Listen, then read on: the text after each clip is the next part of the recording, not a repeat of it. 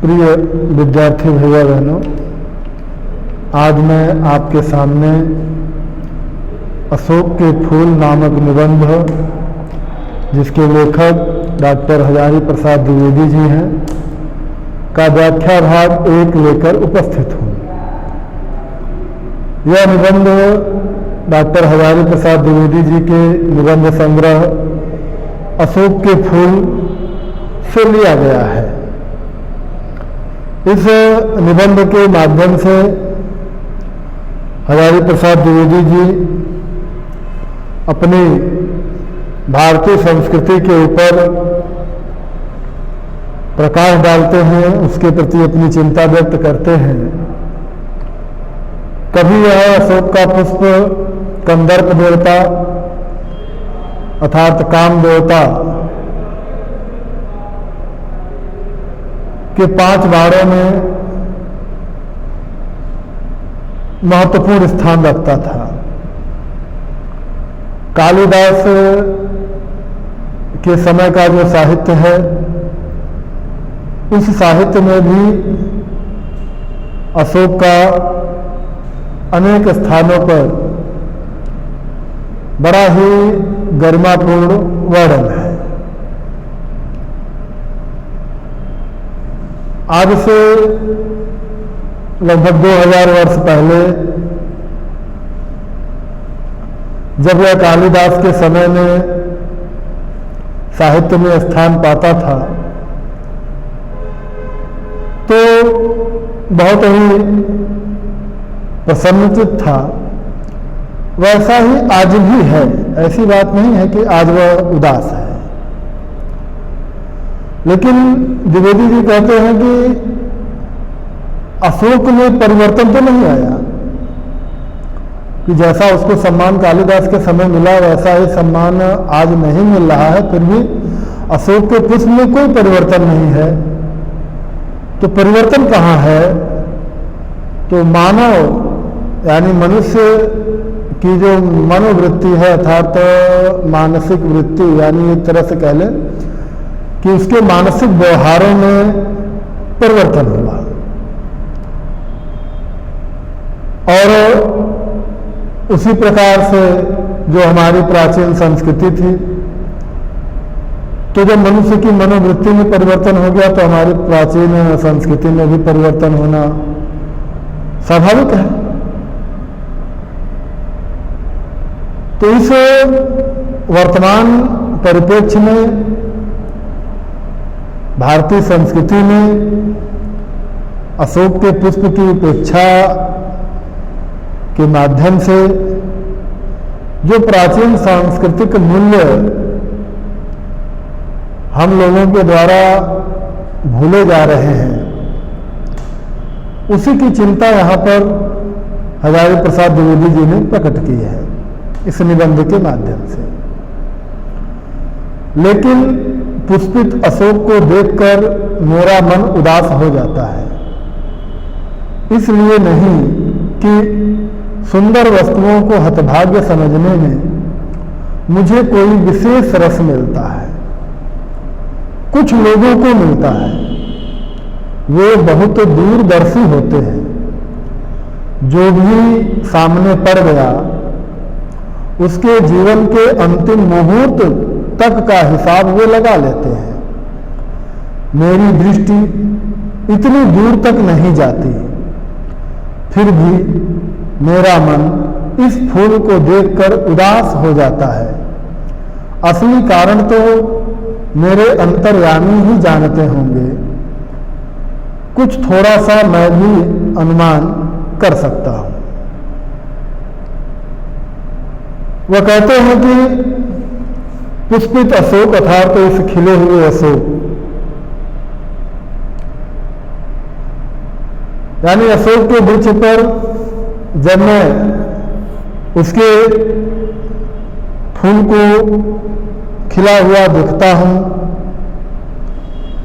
तो उसको देखकर मेरा मन जो है वो उदास हो जाता है।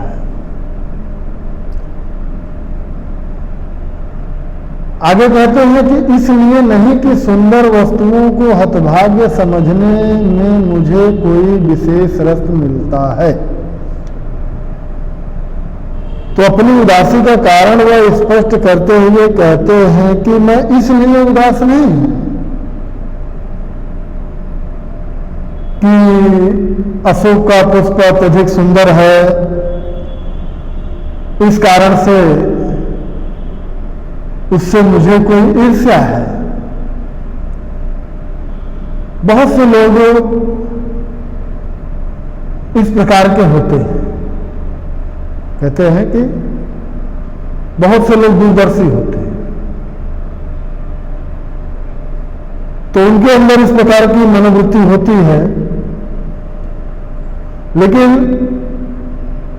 मेरे अंदर इस प्रकार की बात नहीं है कि यह सुंदर है तो इस कारण से इसकी सुंदरता से मुझे कोई कष्ट है और मैं अपने आप को स्वयं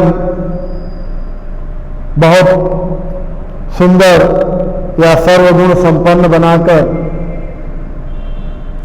इसको अभागा कह करके,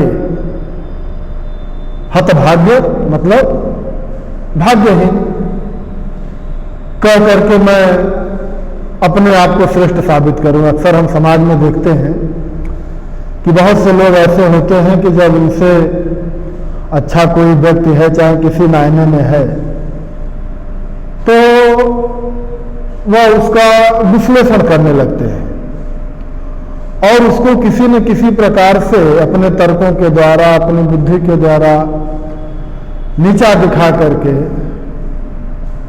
उसको हतभाग्य यानी अभागा कह करके उससे अपने आप को श्रेष्ठ साबित करने का प्रयास करते हैं। तो हजारी प्रसाद द्विवेदी जी कहते हैं कि मेरे अंदर ऐसी भावना नहीं है, मुझे इन बातों में कोई रस नहीं मिलता।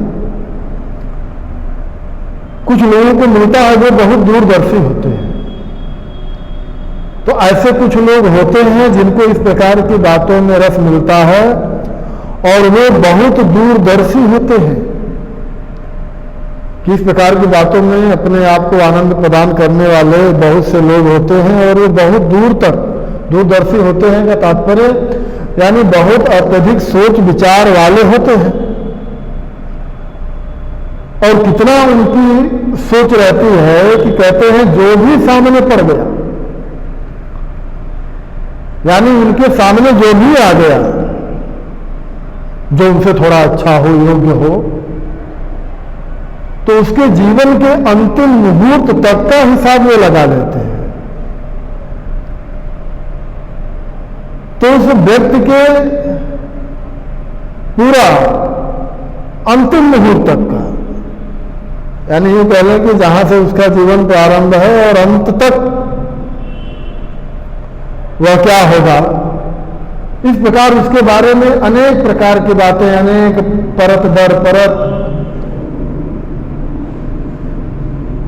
उसको उघाड़ते रहते हैं, अनेक प्रकार की बातें उसके बारे में करते रहते हैं, यहां तक कि उसके मृत्यु पर्यंत तक का वो हिसाब लगा लेते हैं। यानी उसके मृत्यु पर्यंत तक उसको क्या कुछ हासिल होने वाला है,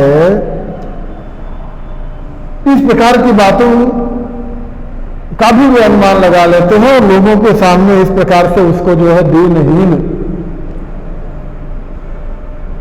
प्रमाणित करने का प्रयास करते हैं। तो मेरी दृष्टि इतनी दूर तक नहीं जाती, तो वह कहते हैं लेकिन मैं इतनी दूर तक की बात नहीं सोचता, क्योंकि मुझे भविष्य तक सोचने का अवकाश ही नहीं है, फुर्सतें नहीं है। भाई जो अपने काम में लगा हुआ व्यक्ति है उसको किसी दूसरे के बारे में इतनी चिंता करने की फुर्सत कहां है।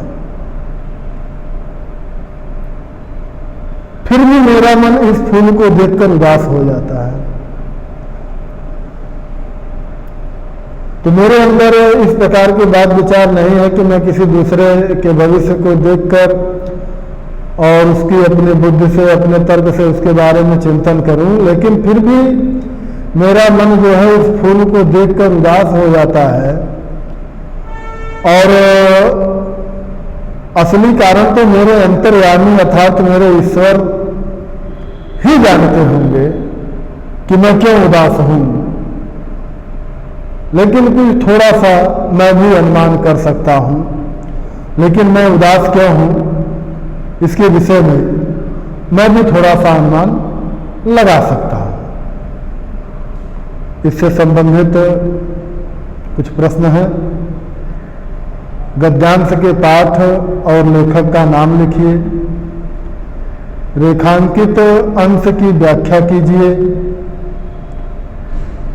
लेखक ने यहाँ किस प्रकार के लोगों को दूरदर्शी कहा है।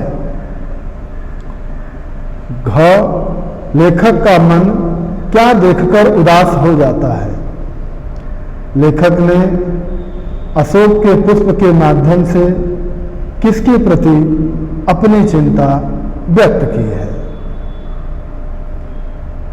और एक बात साथ साथ इसके, आप इस चैनल को सब्सक्राइब कर लें, क्योंकि इसके कारण आपको जो बनने वाले वीडियो हैं वह तो प्राप्त होंगे ही, और किसी कारण से जिसका पीछे का पाठ छूट गया है वह नहीं देख पाए हैं, तो उनको भी जो है प्लेलिस्ट में जाकर के वो वीडियो प्राप्त हो जाएंगे। इसलिए चैनल को सब्सक्राइब कर लें। आज के लिए इतना ही।